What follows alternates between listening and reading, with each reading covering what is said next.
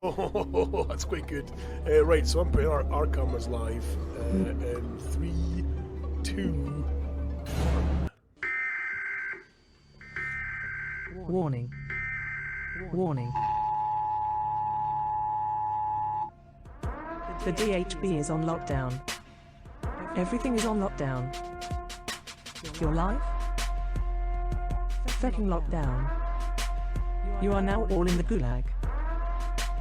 Make yourself comfortable, bitches. Shit's about to get heavy.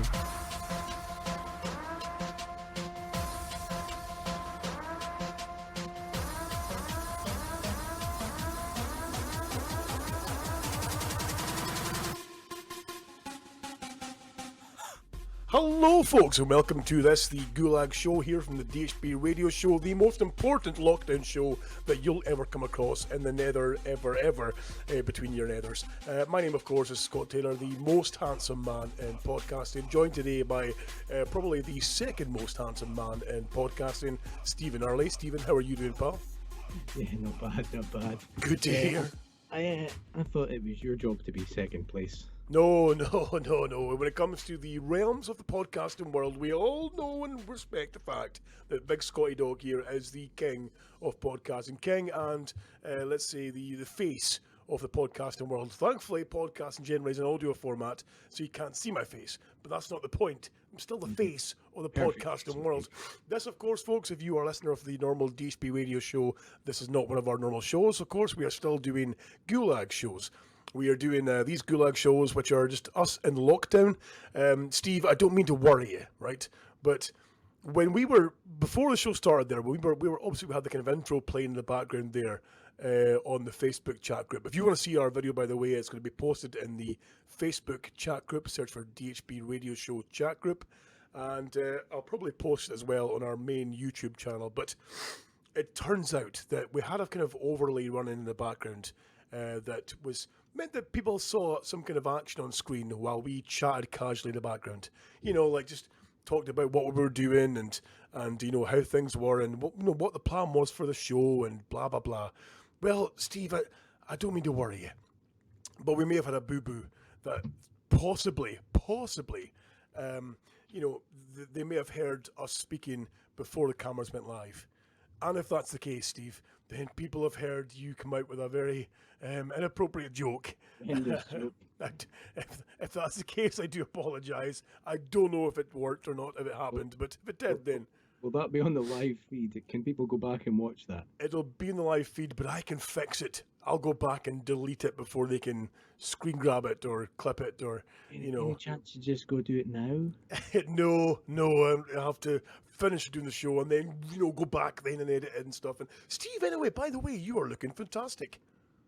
Well, I had a shave today. Oh, lovely. So it's probably made quite a difference. And I haven't drank beer in like over a week. Oh, really? So you are then stepping away from the usual thing where, well, for all of us, who we've all gained like 3 stone drinking, you know, masses of beer, Guinness, whiskey. I've actually got Guinness here right now, speaking of which. This is my tipple of choice for the evening. So yeah, you've been off the beer. Only for a week. Okay. Yeah, I've been drinking quite a lot lately, so I thought, right, I'm going to knock on the head, but I think I might have actually been a little bit ill recently as well. Oh. So, yeah, so, I mean, I've not been exercising, I've been kind of just... Masturbating. Bit of a fat Will cunt, you but- stop fucking with your microphone boom arm? All I'm hearing is rattle, rattle, crash, rattle, rattle, crash. Could you not done this like pre-show, Steve? Are you that out of practice that you think, you know what I'll do? I'll fuck with the whole settings, the whole rig and everything else before we get going. I'll change the pop filter during the live broadcast. This pop filter just, it sags, it's gash. Right, okay. So why I've got it here, it's probably for when I'm shouting myself. So you thought, like, I'll wait until, you know, Scott's actually live and we're doing the show rather than pre-show when we're kind of sitting chatting and having a kind of hang around, you know, when you could have then maybe changed pop filters and not been like fucking screwing bolts and clanging microphones and everything else, you absolute weapon. When have you ever known me to be a convenience to the show. Well, there is that, of course, yes. Yeah, it's not Already, I'm seemingly being slagged off in the chat for my massive head by Tatty. My headphones are hanging on for dear life. You are correct, Tatty. They are kind of... He's not going to speak really, is he? He's not one to speak, to be fair. I mean, he has got a cranium that would fear you. So, Steve, obviously, you've been off the drink, apart from that one in your hand right now. How have you been coping for the last week, alcohol-free? Fine, to be honest with you. I tell you, I lost track of what I was saying. Yeah, I think I might have been ill, so I haven't exercised in quite some time. Right. So this morning I think, right, let's blow the dust off the trainers, get on the treadmill, stop being such a fat bastard. Right, So okay. that's exactly what I did. And I went back and I looked at my Fitbit, and it's like my resting heart rate has been through the roof lately. Oh, okay. Almost as if my body's had a reinfection it's been fighting. Right. So maybe the COVID's. Well, I was going to say, I mean, I don't want to point fingers, but have you had any kind of dry coughs? Have you had have you been feeling a bit any nausea at all, or lost your sense of taste? Sore ears, sinuses a bit painful lately, and my arse has been absolutely rotten. Oh Jesus! See, Like, bad. the whole COVID thing, and obviously, guys, you all know that Aberdeen is in lockdown again. It's been extended again by another week, seemingly. Thankfully, Steve and I left that godforsaken hellhole of a city, many moons ago, and I think Tilladrone would be immune. You think so? It's such a hovel that your immune system has to be pretty fucking epic anyway to live there, doesn't it? Oh, aye. Well, you've got to think about the amount of infectious diseases flying around that area that probably you and I were both exposed to when we lived there. It's kind of the Wuhan of Scotland anyway, isn't it? If anything's going to be produced from Scotland, as in cause a worldwide pandemic, it's probably going to come from Tilladrone. The thing that worries me though about the whole Wuhan thing, is the Wuhan clan. They've all been obviously. There's been photographs leaked on Twitter seemingly of a huge party in Wuhan where they had a big rave pool party, and there was thousands of people crammed in the water together on flotation, things and flotation things, inflatables, basically inflatables, with a big rave DJ and stuff playing. And you think to yourself, well, that's all well and good because they claim that in Wuhan now they are infection free, but then you think to yourself, well, it's China. Have they all been told by the great emperor fucking Winnie the Pooh, listen cunts, get in that pool and pretend you're all great so that the world thinks we're awesome, it's not our fault. Maybe they're all dying horribly as we speak. Maybe. I mean, the thing is, it might be an old photo, just someone at it taking a piss. Possibly, yes.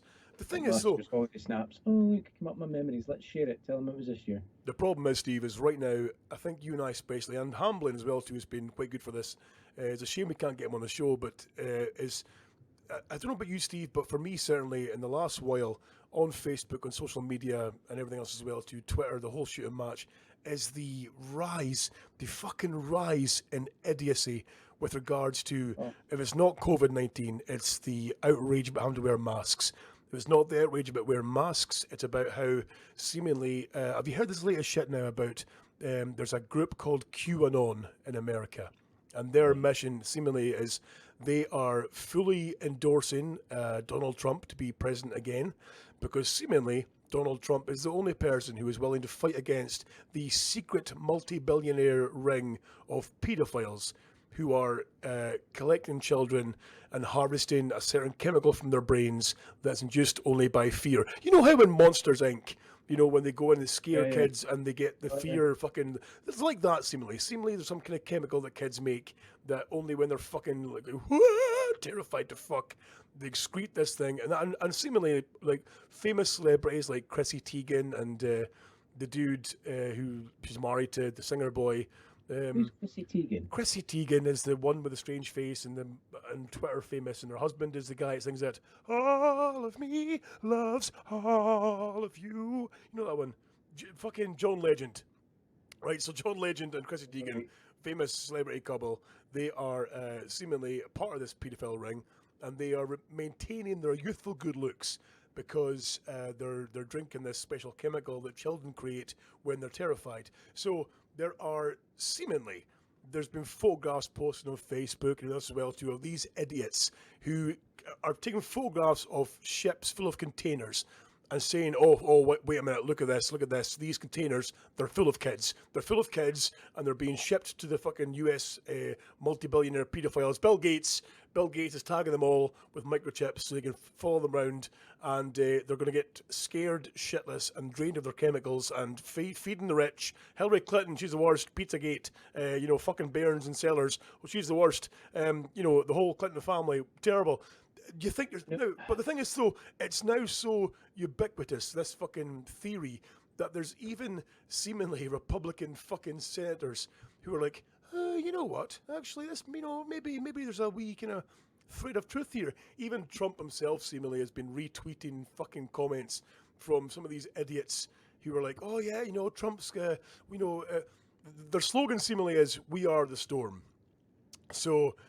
Trump's been retweeting Storm 2020 and stuff, and hashtag 2020 Storm and blah blah, and the thinking that he can use these cunts to get re-elected, and it just fucking baffles me. Fucking mental does the world have to be where Donald fucking Trump is coming across as almost rational? Absolutely. How fucking stupid do you have to be to think that orange-headed, floppy-haired bastard is making any kind of sense? It's like, I mean, here's Blair Nichols in the chat group saying it sounds a bit like Jimmy Savile milking kids. It's kind of what it is a little bit too. But you've got, I mean, even like here, there's people on Facebook who I can't block, I can't delete them because they are so fucking insane. And like, I posted a thing recently about a joke meme about, Sturgeon slapping down the Aberdeen Council, who were like, oh no, we can't be locked, we will not stand by any decision to keep us locked down. And the minute they were locked in the game, they're like, oh, okay, sorry. So a little meme poking fun of it. And someone's replying on there saying, Sturgeon, leading a Nazi party and, fuck, it's the devil. And Sturgeon, fucking what? I'll tell you what I've noticed, right? And this is one of my primary reasons for kind of avoiding politics on social media these days. As you well know, I was pretty ball deep. Oh, you were nuts deep. Well, sorry, nuts deep. Nuts deep, yeah. Sorry. But I've got people who I like and respect, regardless of their political opinion, and it feels like a lot of the people who were maybe nationalists for Scotland being independent have gone like turbo nationalist and a bit off the rails. Like, a wee bit, aye. Calm down, all right. Like it's almost like the hate is seeping in a bit, and it's very anti-English. Oh, aye. Anti-England. And I'm like, whoa, back up. That's what this That's not what we're fighting for. Yep. Correct. But also on the opposing side, it's just nasty and hateful as well. There's a few folk I know who are staunch unionists, and well, all best to them. I can't understand their reasoning, but that's fine. I'm not gonna belittle them over it. But exactly, yeah. Just be nasty. Like hateful. Like, come on, man. But that's my thinking too. Is like you said. I mean, as much as I'm for independence and I've voted that way, and that's where my beliefs lie. If you come to me and say, actually, I'm for being part of the union and blah blah, I'm like, okay, that's fine. We can discuss kind of just plainly and politely about how maybe I'm right or you're wrong or vice versa. That's fair play. But when it gets to a point where, like you said, now people are like choosing sides, and the one side's calling the other side sheep. Other side are calling the other side Nazis, and you're just fucking just wind your necks in. What the hell's going on here? What's caused this is the people who are responsible and in charge. They're the ones who are in the positions that are supposed to politically guide us through this have turned it into such a petty shit show that it's just everyone's following suit. They're being led by example. There's no doubt about it, and it's the example of people just being childish, pathetic, and fucking just nitpicking. Idiots, basically. Yeah. Exactly, it's idiots, and it's just over it. But the thing is, though, Steve, you've left at the wrong time, and I'll tell you why. Because recently, myself and Hamblin have been on a mission, and we've been on a mission to infiltrate the anti-masker groups. And so there's a guy on my Facebook, I have no idea who he is, but it turns out he's from Thurso. He added me a while back. I assumed I either knew him maybe in the passing years ago, or he knew me from school, or maybe even a listener of the show, who knows. Maybe you So bumped his bum. maybe I pumped his mum back in the day. Who knows? I mean, I was a promiscuous fellow back Maybe in it's your son. the. Maybe. Maybe it's your Well, long mind lost. you, he looks older than me, so that's maybe not the case. But so yeah, he started adding me or sending me links to different groups and videos about conspiracy theories, and I thought maybe he was doing this as in like, look at this madness, look at this shit. But Let's then take he, this out of these, yeah. yeah, exactly. But then he started adding me to like unmask it or anti-mask groups and stuff, and the way he was, and I saw his post in there, and he's like totally into this kind of, oh no, the masks are totally into the they only make you wear masks so they can recognize who the sheep are. And if we can figure out who the sheep are, the government can track you better. And it just shows that you're willing to follow fucking government word, that you're not in charge of your own life, that you only wear a mask because the government tells you. Well, I will not wear a mask. So I'm proud, and I'm proud to be Scottish. I'm British, and proud to stand against the aliens. And like, what the fuck are you speaking about? Have I got news for him? I'm wearing this mask, and I'm actually sitting here hoping it's like actually just an offcut of Sturgeon's knickers. There you go. An offcut of Sturgeon's knickers. I've never wanted you more, you horrible bastard. But no, so they've. Hopefully, it feels kind of lycra-ish. I'm just hoping it's an old pair of cycling shorts recycled. Oh, okay. Just for all those listening who think, oh, SNP. Have you given the gusset a good washing at all, or is that I gave it a good lick clean. Oh, lovely. So of course, now I've been kind of like dipping my foot in the water with some of these anti-maskers and just being kind of polite and and like, and try not to give the game away too quickly, because if you go in there and say, well, maybe you're wrong with saying this, but and they'll go, right, oh, traitor, and you're binned, you see, because Yeah. God forbid you offer any opinion that's in line with theirs. But It's Hamblin, just echo chambers, aren't they? Hamblin has gone in deep. He's gone in balls deep. He's gone in properly, as in undercover, fucking ninja mask on, and he's in with them. Oh yeah, fuck the heroes, unmask, get the masks off, sheep, blah blah. But he's like throwing in the old question there. Oh yeah, but Ross what if? Kemp, But what if? in Facebook groups. Yes. Kemp on Facebook groups. Things got a little heated, so I got the hell out of there. That's exactly it. He's our very own DHB Ross Kemp, except not shit. Fuck it. Or that bald. But I've got a plan, Steve. I think what we'll do is obviously you won't, because you've left Facebook. I've removed myself from the atrocity that is Facebook. Yes. What now? Before I carry on, what was it that inspired you to get the fuck out of there? Just like every day sitting like something when lockdown started. I get a notification once a week on my phone about my usage on my phone and what percentage of my time is spent where, and Right. I would say about 60% of the time was Facebook, and I was like 60% of of 4 hours a day is so that's like over 2 hours a day spent looking at this drivel, getting annoyed by people and their pish. Bullshit. Yeah, and then I found myself responding to stuff that ordinarily I wouldn't even take on. I was just getting annoyed. I'm like, why is this fuck up? And I just be like, tearing into folk. And now I'm like, it's not worth the effort or the stress. I'm just over it. I'm just done. I'm like, wise up your rockets. How have you felt now being Facebook free? You've been braver than most of us, but you've managed to cut the ties. How have you felt being away from the drama? It's actually quite liberating. It's nice. You find other outlets. You find yourself doing things that you wouldn't normally do because you haven't got Facebook. So instead of sitting scrolling through Facebook and just reading utter pish that other people are posting, you're like, I'll maybe go do some DIY about the house, or I'll go fucking play some Warzone and gain a first place. And just doing anything other than Facebook, I'm quite happy with. To be honest with you, a fence is now painted in my garden. Lovely. Been decorated. I'm in the middle of plastering the kitchen roof, and I've got a few other nail pops around the house to fill in. Okay. So got all that going on. It's all very terribly boring stuff. I do love that you've spent more time doing up your shed than you have your actual home, which is wonderful. That's not true now. Well, I don't know about that, Steve, because you have been obviously decorating the house the last kind of week or so, but certainly before that, it was every evening in the shed, ignoring your family while you claimed to be refurbing it and lining it and putting a new roof on, new floor in, when in fact you were sleeping, Stephen. You were sleeping. And, we'd wake up at like 2 in the morning, shit, I've fallen asleep in the shed again. I'm going to have to go inside and explain what's happened.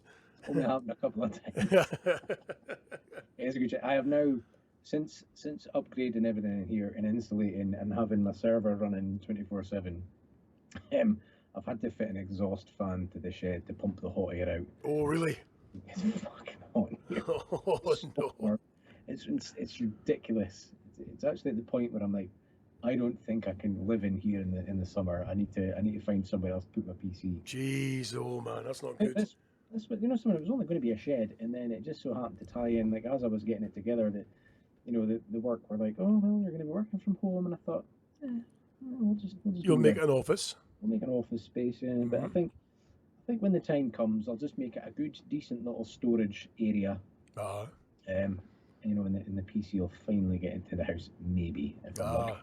See, I'm off the opposite problem here. Of course, is that the Rubes, we are in the process of trying to get the place done up so that we can get it sold and we can try and move to a bigger place, because this house is fine, but it's half a small, and when you have, which is fine if there's 3 of you, but then because fucking Tooth Monster there, another crotch goblin, now we've got 2 of the bastards, and there's no space anymore. So it's like, fucking me, I can't. The floor here behind me is completely covered in Teletubbies and fucking Lego and shit. And we don't get good money for them by like scaring them and selling them off as like chemicals. Well, I've tried, Stephen. I've tried. I mean, you know me. I'm all for terrifying children. I mean, this face hasn't been cultivated this way for nothing. You put a photograph of me above your fireplace, the kids will never go near the flames. So, but I mean, these 2, they're resilient bastards, though. These little fuckers. The oldest one, I mean, he just goes in with the flying headbutts. The youngest one now just laughs in my face and punches me. What's happened to my life? I used to be a large, intimidating, dormant type fellow. Now I'm like a fucking cringing father with 2 kids who tries to kill me. It's bogus, isn't it? It's bullshit. Bottom of the food chain in my house. My cats have more authority than me nowadays. Oh, absolutely. I think that's why I like the shed. It's my domain. I love the fact that your cats, if your cats are poorly, for example, one of your cats took poorly, and you spent a lot of money, obviously, helping said cat to, get better, that if you were to say, can I use the same amount of money to cure myself? I mean, you've had a few health problems yourself recently. If you were to spend that kind of money, you would get punched in the face. That cat has cost more than my fancy new flooring in my living room. Oh, shit, man. Yeah. It was a middle of the range laminate, very nice. Fancy stuff. See, that still cost more. See, we're at the point now, Steve, where obviously before, you guys who are followers of the show know that we had 2 dogs and a cat here. We had Milo, of course, very old friend of yours too, Steve. We had peace. Yeah, we Deed, of course, Breed gone. See you later, pal. Cheerio. And then there was Biggie, notorious B.I.G. himself, the cat, and he got twatted by a car. He's dead. He's gone. And Right. and now exactly. And now we've got Jack left. And Jack, is now an old boy. Now he's starting to get a bit old. He's going a bit blind. He's starting to go a bit deaf. He's got a bit deaf too as well, and the card, the clock is ticking, because now most folk, when animals get to this age, are like, what? I'll just get the surgery to extend his life a little bit longer, and I'll keep him going. And I'm like, fuck that noise. The minute he starts pissing the bed, he's getting out the back of the shed with a shotgun. Boom! Fucking back of the skull. It comes a point where you're no longer doing it for their good. You're just being selfish and keeping them around because you don't want to say goodbye. Exactly. Yeah. Cheerio, loser. You heard that's cool to say. He is my wee pal. But it's a case of, look, it's time for the blue job, sir. Away you go. Time for the long sleep. That's it. Steve. Speaking of long sleeps, I was looking back at my Facebook memories, and I found a video of me, you, and the Forbes. Oh. Do you remember the video of the torrential thunderstorm that hit Tillydrone? Oh, yeah. And both you and Forbes ran out in your pants into the fucking thunder and lightning, with neighbours shitting themselves, screaming at you, get back in the fucking house! And the pair of you did a full lap of the car park, came back in drenched to the tits. Old Forbes, man. Oh. Drenched to the drawers, because that's all we were wearing. He was like an old dog, wasn't he? He would shit and piss on the couch. You know, he would chew up your clothes. You know. Yeah. What was the beer he would drink that would make him piss? Foster's. Or It was Foster's. Foster's. If ever you were on a night out, you see, and Forbes pissed you off, what you would do is, and I did this a few times, was Foster's was his trigger drink. He could drink anything else at all and be fine, but if he drank Foster's, he would piss himself. So if he'd fucked you off, which was normally 80% of the time, say, on a night out, I would go home early, and I would get my cans of Tennent's, and I'd pour out the contents, and then I'd refill the can with Foster's. And so maybe just like 2 cans, put them back in the fridge, opened of course, and then, he'd come in, that's fine, oh, do you fancy a beer? I'd go through, grab myself a Tennent's, grab him a Foster's, hand it over. He was too drunk by this point to realise what he was drinking. His Tennent's, which is actually Foster's, and then 2 drinks in, and in the morning then you would hear, oh, for fuck's sake, oh, fucking hell, and he would be soaked through his mattress, through onto the carpet below him as well too, Now, and again, Steve, if it had been you or I, and not to miscall the dead, but he was a right manky bastard as well, though, wasn't he? Wasn't he? I mean, I feel bad for you, Steve, because obviously when Forbes moved out of the old DHB studio version 1.0, and then of course you took over the room, I mean, we had to go in there with a fucking blue light and the full CSI gear with the white suit and the mask and the blue light. In fact, I think I've still got. Yeah, it's here. Like, have you still got up there? Have you? Blue light, yeah, and I've got the it shone up like a fucking Jackson Pollock video. Right, Christ. Crowbar and a scraper. That's right. That was it. It was fucking awful. What a horrible bastard. But he was bad for, like, I'm pretty sure there was a futon I bought, a kind of second-hand futon. It cost me about, I think it was about 50 quid. And I put it in my spare room, and Forbes was like, oh, you know what, I'll use that for a crash over, because I'll be out for a few beers. Well, that's cool, yeah. But again, I was drunk and fed him Foster's when I shouldn't have done. And he came back to the flat with a young filly, and him and said young filly were going at it. And then I heard a horrified yelp come from the bedroom, and like, you dirty bastard! And the young girl then, of course, getting dressed and leaving, storming out the place, and Forbes then subsequently fallen asleep. But it turns out when he woke up in the morning, what he'd done is, during the act of coitus, he had vomited all over the bed. He'd pissed all over himself. She, of course, I think got twatted by the vomit and had left in a hurry before any more caught her.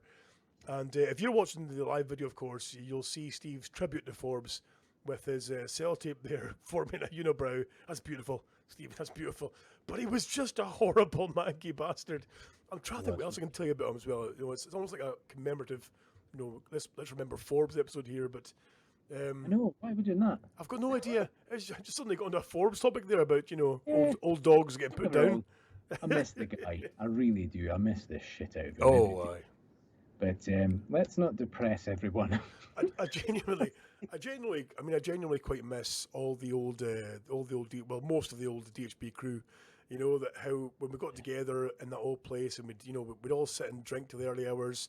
There would be after shows. We'd be going till 4 a.m. No neighbours complained because they were too scared of fucking Baynard to come knocking on the door. It was There's just absolutely nothing that will entertain me more than Forbes' odd size shoes. Oh my god, man! There's a collection of clips. I don't know if you remember. Well, Steve, you remember there was a few years ago for a laugh we did like a DHB awards show.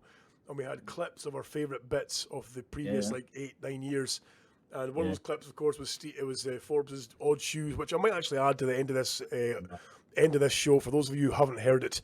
And that was from episode 2, wasn't it? Was it episode 2, episode 1? I think it was episode. First one, it might have been episode 1, perhaps. Yeah, it was. So happy with himself that he got this cheap pair of shoes. Oh, I know. One was a size 10. It was a size 11 and a 10. Like, for fuck's sake. Can I change the subject? Please, feel free. Sorry, Forbes, but fuck you. You're dead. Fuck you. Okay. That's it. Yeah, we'll see you in the afterlife. That's it. Can I introduce you to the new wallpaper for my downstairs toilet? Oh, I like.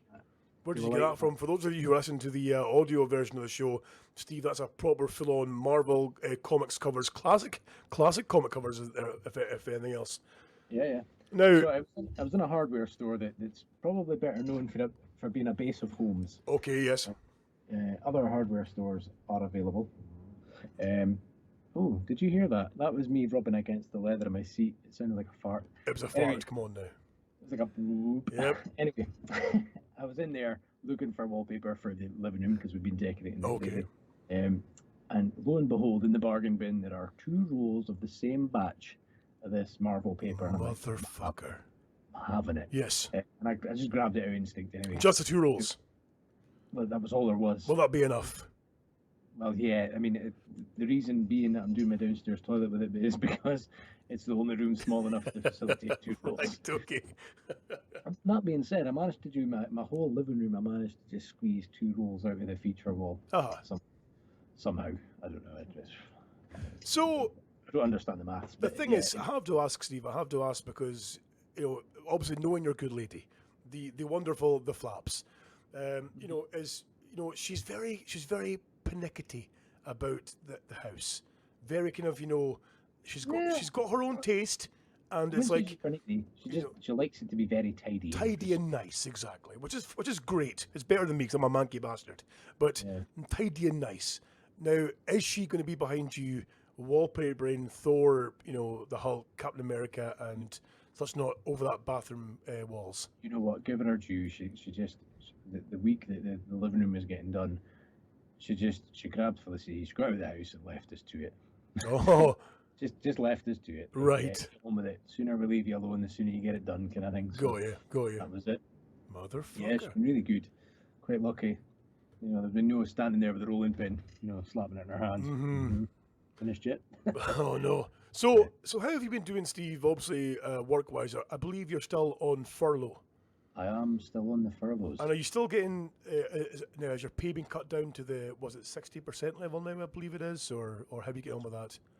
I actually don't know. I believe that even if the government goes down to 60%, my employer has to make up the other 20. Okay. I think. I Right, don't know. Okay. I have no idea how it works. No. See, No, we were lucky. We were only furloughed for 6 weeks before getting back to work, but which was handy. But yeah, I mean, even then, though, we're back to work now, and they're performing a complete refit of the building of the unit. So we're kind of, just doing odd jobs essentially for the for the foreseeable. But at least we're working, which is the main thing. It's good that they've got you in, even though there's nothing for you to do, because that means you're on 100% wage. Yes, exactly. That's Thank them. fuck. Yeah. I don't know what's happening in my work. I think we'll have a month-end meeting relatively soon, obviously, because we're coming up to the last week of the month. So hopefully there'll be some info. Before I went off on furlough, there was talk of a nice long trip away to a foreign Middle Eastern country, whereby there would be some good work and plenty of sunshine, and obviously it'd be money in the bank. So fingers crossed that's still on the card. Yeah, hopefully. Because that would be nice, a wee 5-weeker away. It's a long time to be away from home, but on the other hand, I've been at home for long enough. Well, that's exactly it. On the other hand, you're needing to get bills paid, so I can go away. That's it. Yeah, there's a lot been going on. I mean, I've used my time wisely. I've spent a lot of time refurbishing the Subaru, so it's I would love to say it's nearly finished, but yeah, every time I fix one thing, I find 2 others. So I'm like, oh well, here we go.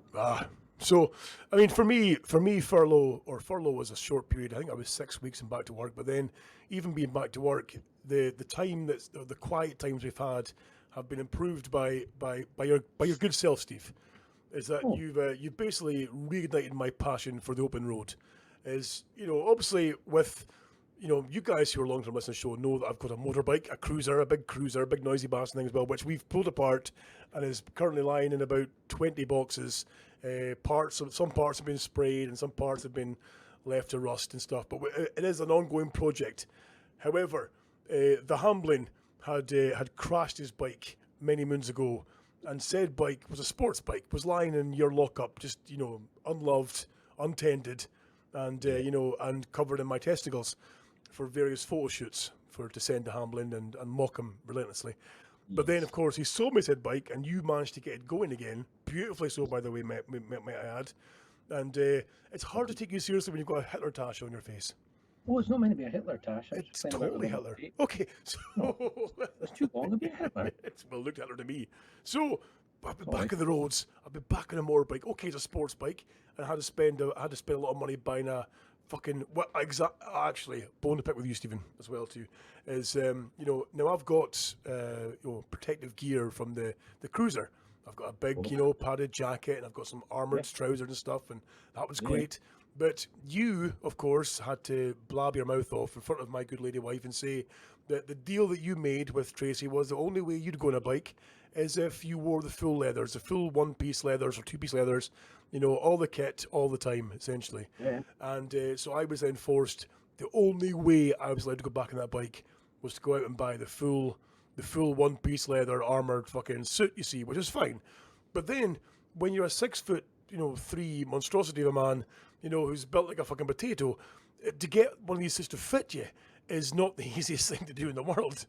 And especially during the heart of COVID, when everywhere is like super hand creamed and super gelled up and face masks and blah, blah, blah. When you're a fat, sweaty man and you're in a motorbike shop asking to try on their leathers, and you have to go through like a one-way system with a very scared-looking shopkeeper with a mask on and hand gel spraying you every step you take, trying to squeeze on this fucking supersized leathers, one piece, whilst sweating, whilst breathing through a mask in a small cubicle, that's well and good.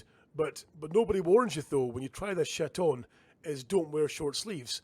Because when you're sweating, all that sweaty skin grips to the fucking suit and you can't get it off.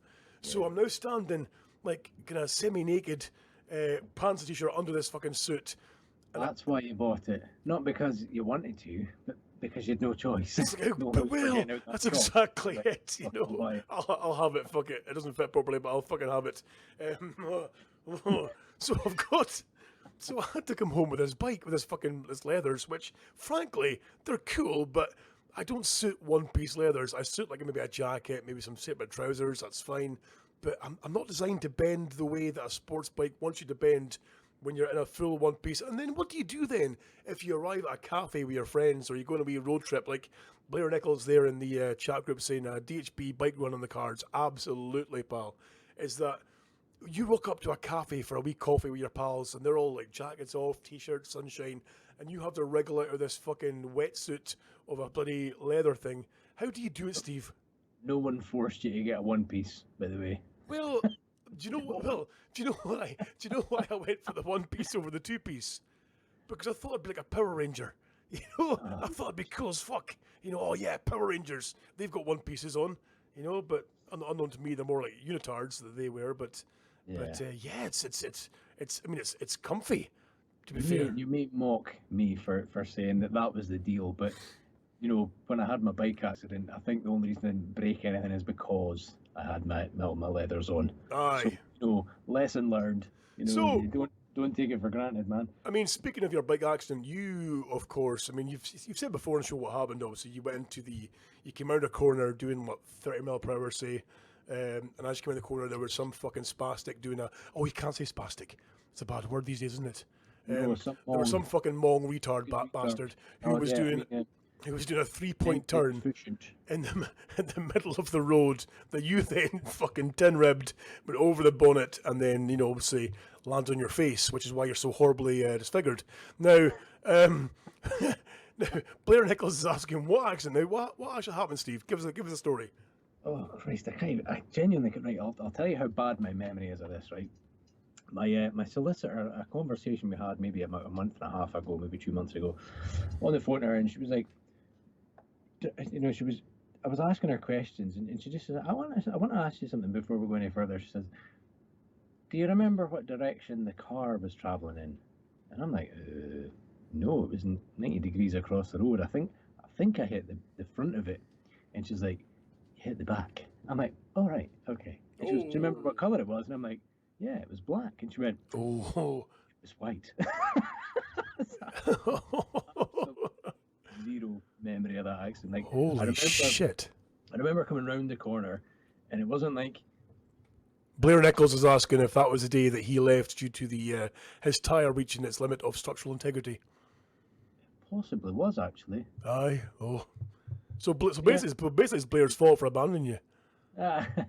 So on the way, we'd done such a massive run. We'd gone up over the left to Aviemore.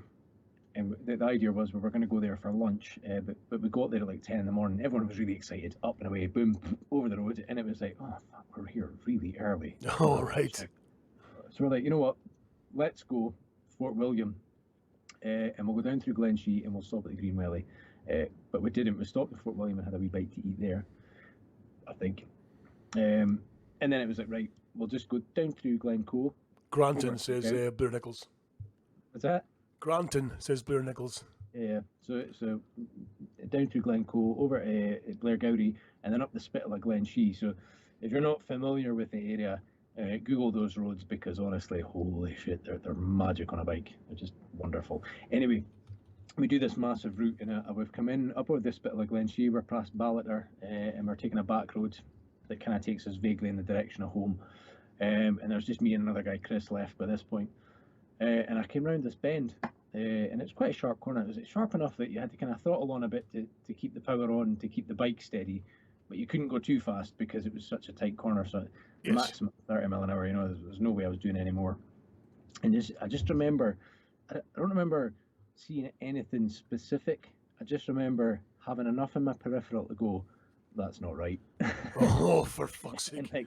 and hitting the brakes and being like, whoa, you fuck. So I hit the brakes, and I remember hitting the verge and being like, obviously you're hitting the brakes, your bike wants to straighten up. So I hit the verge, had to sort of swing it back down again, and then straighten up again, and then hold the brakes on. And as I'm braking, I remember just thinking, I'm not stopping. There was a gravel under the tyre, so it was just skidding. And I stood up and sort of put my weight on the handlebars, so I'm like kind of leaning on top of them to try and get a bit of grip, which did absolutely jack shit. I just slid into the side of this car, and my last conscious memory is just going, oh, fucking, like being like, oh, my way to hit it. Like, I knew it was coming. It's just been like, ooh. And then the next thing I knew, I woke up and it's like I've got a neck brace on, and there's a couple of guys over me, and one of them's like, you need to try not to move. We think you broke your neck. Just calm down. So I'm like, Jesus, man. So yeah, I got loaded into the back of the ambulance, and I'm like lying there, eyes rolling and shit, and I'm like, oh fucking hell. I'm like, check my inside pocket, my leathers. Is there a phone there? And the guy gets the phone, and I'm like, I can't remember my passcode. I'm like, whoa. Bloody hell.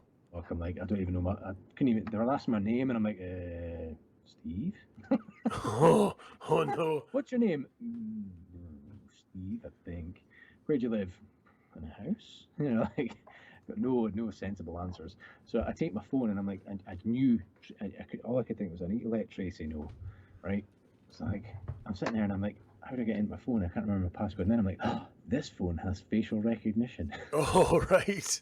So But because you were so horribly disfigured that it wouldn't work. No. Okay, I right. pull the phone up, and I'm like, and the ambulance driver's like, I'm not really sure this is appropriate time for selfies. And I'm like, oh, I'm trying to unlock the phone. So I get the phone unlocked, and I'm like, It's the perfect time for selfies. What are you on about, you fucking maniac? Well, I'm lying there, and I'm like going through my phone book, and I'm like, I don't know, I couldn't remember Tracy's last name. Oh, Jesus. I'm like, Jesus Christ. So then I'm like, I just start typing in Tracy, and obviously, me being the fucking sap that I am, Yes. a wee love heart next to her name, and a love heart emoji. Of course. That's the one. That's exactly. You sook. And I'm trying to say to her, like, I've been in a bike accident, and she starts losing her shit because I'm late for dinner. Oh no. And then the poor guy, the poor paramedic, has to take the phone and be like, look, this guy's been in an accident. He hasn't got a fucking clue where he is. Aye. Holy shit. Yeah, So she's going nuts because you're late for food. Well, once she realised, she obviously went in a full-on panic mode. Oh, of course. To meet Aye. my mum, and then came into the hospital to meet me, and I was totally out of it. I couldn't, like in my head, honestly, it was so messed up. So in my head, there was a word for children who'd lost their dad only. Oh, right, okay. Get it? And I'm saying to her, oh, I could have made her an orphan, but not, you know what I mean? Not an orphan, but like without a dad. Oh no. It was just a Holy shit. total mess. I think, I mean, obviously, well, we all got scared when we heard about this crash, and fucking everyone panicked. And then, of course, I mean, you've subsequently had to go and get like brain scans and shit, haven't you? Well, yeah, okay. So, because of my stroke a few years ago, it kind of put my progress from the stroke back a fair bit. So that a lot of confusion sometimes, struggling to articulate and stuff like that. Just general kind of strokey bullshit. you know, That's uh, says it most of my masturbation sessions. this is it. Yeah. So I've picked up a solicitor, but off the back of my insurance, who just continually fucked me around, and I was like, right, this is bullshit. So I got in touch with another solicitor who I'm going to plug them. I'm just going to say their name. It's Motorcycle Law Scotland.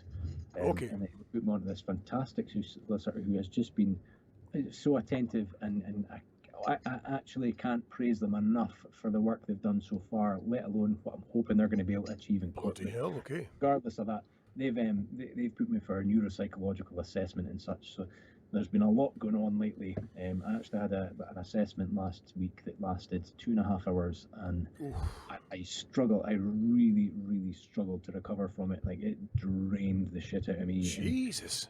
It's taken almost a full week to feel normal again. Bloody hell. Absolutely exhausted, and it wasn't anything in particular that I would have thought would have been strenuous. But she's sitting there and she says a list of things like, I don't know, lamp, truck, table, Okay. and then a fucking squirrel, and then she'll go through like 4 other things that are like, a vehicle, a fucking, an object, a food type, and an animal. Okay. And I think there was about 16 things, and she was trying to get me to repeat them back to her. And the first time I was just like, I can't remember a fucking thing off that list. And we kept doing it, and eventually it was starting to sink in. And then when I started changing my way of thinking about how to memorise it, as in memorise it in categories instead, it started coming through a bit easier. And I must have gone through that about 6 times, and then we'd do other things and come back to this fucking list. Jesus, man. It almost felt like a pretty intense interrogation, but what she was doing, her job is obviously to decide what problems I'm having, and what are caused by the stroke and what are caused by the accident, because I reckon the damage from the accident is like front of the brain sort of stuff, and the stuff from the stroke is technically back of the brain where the problem was when I had my stroke. So that's my understanding of it. I could be speaking out. So essentially you are like maybe one more head knock away from being a zombie. Possibly. I could be patient next to zombie apocalypse. I think the thing that kind of scared me but also impressed me the most was when we went to collect your bike from that garage that had recovered it. And I mean, this was a virtually brand new bike, beautiful bike as well too, and seeing the bike having those front forks bent back with the wheel into the chassis, and you're like, holy fuck. But the thing that impressed me the most, and you know what I'll do? I'll share a photograph in the group chat. This is fucking wonderful. Is that looking at your seating position is obviously when you sit on one of these bikes, you've got a tank between your legs. It's a raised tank, so your belly can rest in said tank when you're riding forward at speed, for example. But obviously, when you've hit the car and been thrown forward, there is a wonderful testically round shape that's been dented into the fucking fuel tank of your bike as you've flown over it. I don't know if your remaining ball is made of steel, but good lord, man, that must have been fucking horrible. It's a proper testicle shape in the fucking tank. Can confirm it was not testicle, it was shaft that absolutely squashed it there. I was bruised from my belly button down to halfway down my thighs, and everything went. They didn't just go like that weird purpley colour for the bruise. Yes, yes. Black, like black. Not just like you say, oh, black, and it's like not really. Like Maynard, like Frank Bruno's leg. Yeah, so there you go. So that's not even black enough to describe how black. I actually went like, you say black about skin and you assume brown. I mean black, like fucking car tire. Like black. Shadow from Gladiators. Remember him? It's just Gladiators ready. He was black as fuck, wasn't he? When I think he was midnight.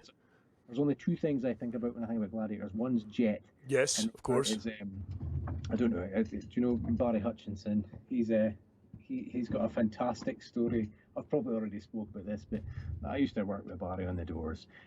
Fine guy as well. He has 2 of the best meeting famous people stories ever. One is he met James Brown. Oh. He's a kid at the music hall. James Brown's playing. He comes out. Baz is like, James Brown for president. James Brown comes over, love you, man, gives him a hug, right? Oh, Now that's the exact story as I got told it. that's when you can die happy. His second meeting a famous moment.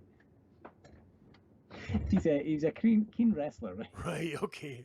So the man's down in Wales, as far as I'm aware, in a wrestling convention. Right. The gladiators are there to promote it, and Baz is standing ringside, elbows on the ropes, watching this wrestling match going on. And all of a sudden, someone comes over the back of him, elbows on his shoulders. So obviously someone a bit bigger. Boom, elbows on, and as they do it, Baz has had a wee bit of a dicky belly, and he's let rip. Oh. He's only gone and farted on Saracen. But what's even better is he's probably farted on Saracens' genitals, which is wonderful. Honestly, the first time he ever told me that, it was like his claim to fame: I've hugged James Brown, I've farted on Saracen. Still one of the best things we've ever heard That's in my life. fucking wonderful. Holy shit! For a guy with a fucking pathetic memory nowadays, it seems to be all the irrelevant bullshit. It's funny because you seem to forget the important shit, like how great I am, and you also but you remember all the nonsense passion from like 20 years ago. Like, oh, do you remember this? What the fuck are you on about? You know? Fucking diabolical, it really is. My memory is just absolutely fucking shocking. Like, just I don't even want to talk about it. So, do you think then that this has probably ended your motorcycle career? Possibly for now. Uh-huh. I'm hoping that the thing is we've still got a wedding to pay for. I put a lot of the repairs of the Subaru on a credit card just now, just to try and get it done and out the way. Mm-hmm. Knowing full well that we're going to court with this bike case and probably going to get an all right payout. So I'm like, well, I'll get the wedding paid and I'll get the Subaru on the road, and then we'll take it from there. You know, Aye. I promise Tracy there'll be no talk or action taken regarding having a motorbike until after the wedding. Ah, right, okay. I'm And that's when she's really got you by the ball, and I'm assuming before I can even move with that, I'll have to get some pretty hefty life insurance. that's what I had to do as well. You know, the Rubes told me entirely that if I wanted to go on a motorbike again, especially a sports bike, I had to get quite sizable fucking life insurance, which I had to do. You know, so yeah, I'm now pain at the ass just purely for the privilege of riding a bike. I think, to be honest with you, it makes sense, given that most cremations go by the kilo. Well, that's a fair point. You know, Fucking remortgage waiting to happen. and let's face it, Steve, I'm going to burn for weeks. You know, the amount of whiskey I go through, God. Absolutely, they could probably take the nuclear power out of Doonray and just burn you for a while. Well, I think so. On that note, you horrible bastard, before we call an end to tonight's proceedings, obviously it's getting a bit late on now, but these Gulag shows are nice for just a wee little broadcast here and there, which I think we can, you know, we should do more. I know I keep saying it, but we should do more of these, but life's got a habit of like kicking you in the fucking testicles, and I'm so sorry for everyone who has stuck by us for so long and not had fuck all from us. But I do fully intend to get more of these recorded because they're simple enough over Skype. It's not a big deal. You know, as much as I'm a bit of a fucking arsehole for audio quality, we can live with this. You know, it's fine. Sorry, I need to just dive in here before you end the show. Do you see with a thunderstorm like a week ago? Yeah. Yes. Did you get hundreds of these little fucking flies? Yes. Bastards. Yeah, I've got heap of the cunts dead here on Like the we bench. were walking we went for a walk with the kids and of course the littlest ones in a buggy and you know, fucking it's got like a neon green hood in it, and these little bug bastards were all over it. It's like a swarm of the cunts. Size the cunt. Look at that. Oh, Tiny. oh, Tiny, look at tiny. you zooming in the camera there with a buggy finger.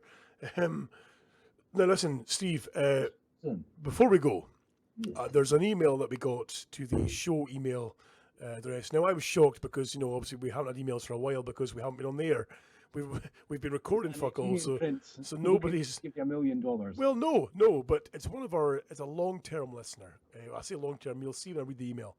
And now I'm going to call him Roach because the email says it's like Roach is part of the name. I'm not sure I should give it his real name unless he wants me to. I may give out his first name, but anyway, Roach writes into the show. Stoner. Exactly. So Roach writes into the show.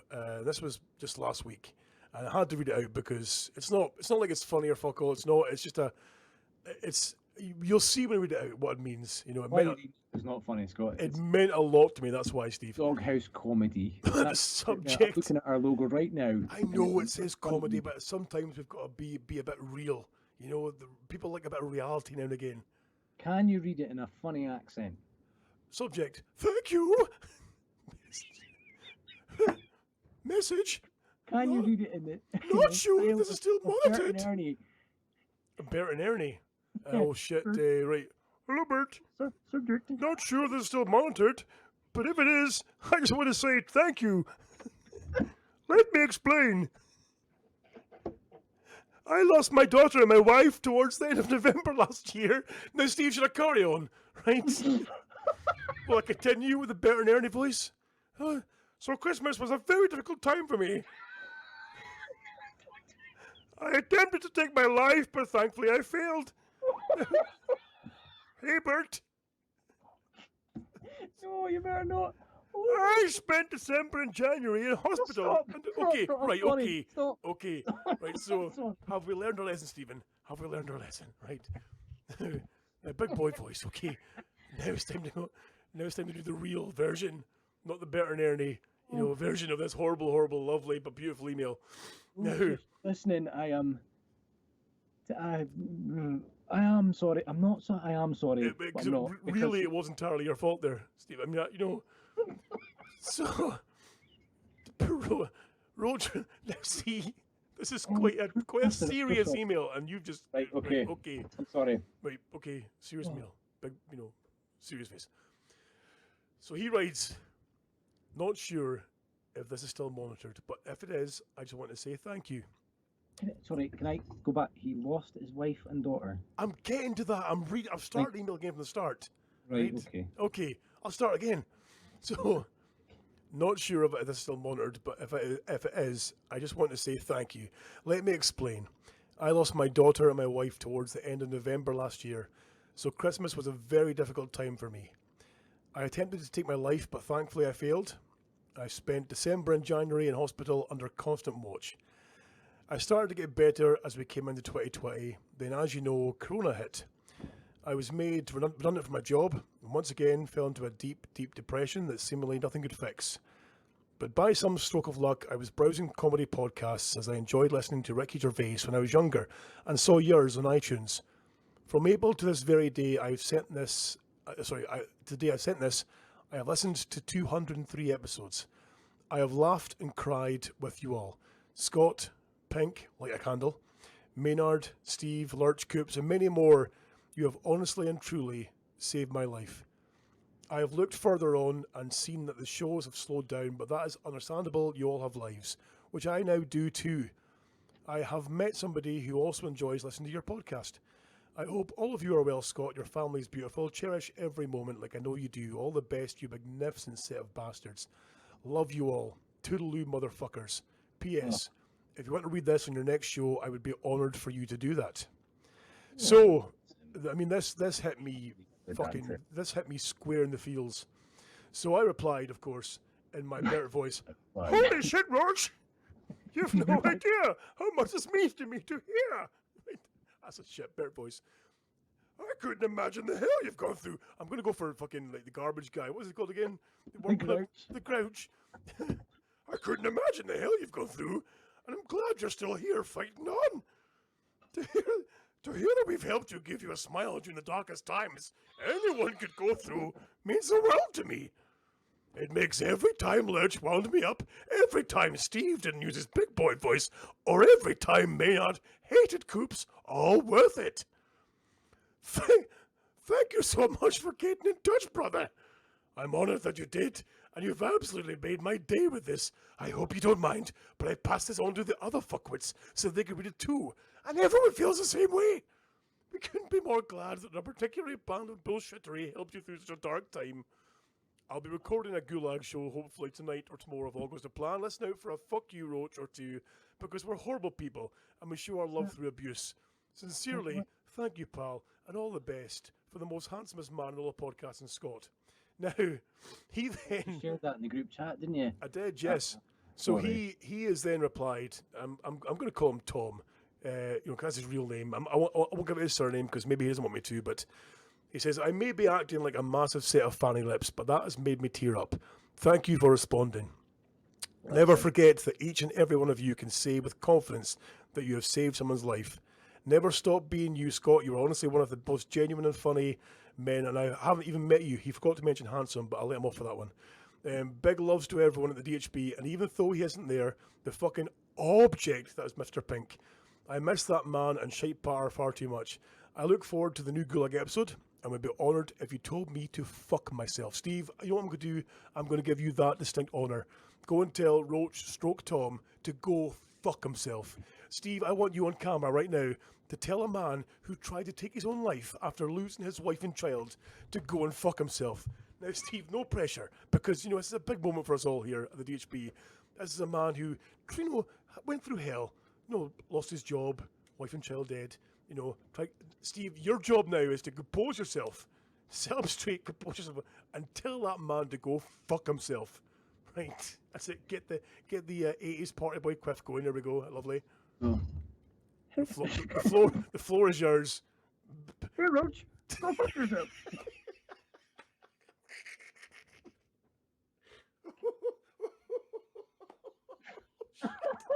This is the darkest shit. I'm so sorry. Fucking hell. Oh, Tom, man, listen. Quite sincerely, that email was one of the. I mean, we've had some some amazing emails over the years. We really have, and we've been so lucky that people have enjoyed what we've done.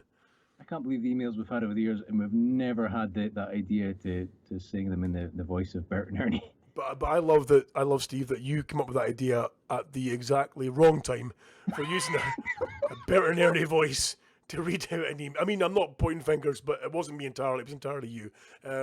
That in hindsight, I'm not gonna lie. I feel like a massive fucking bellend.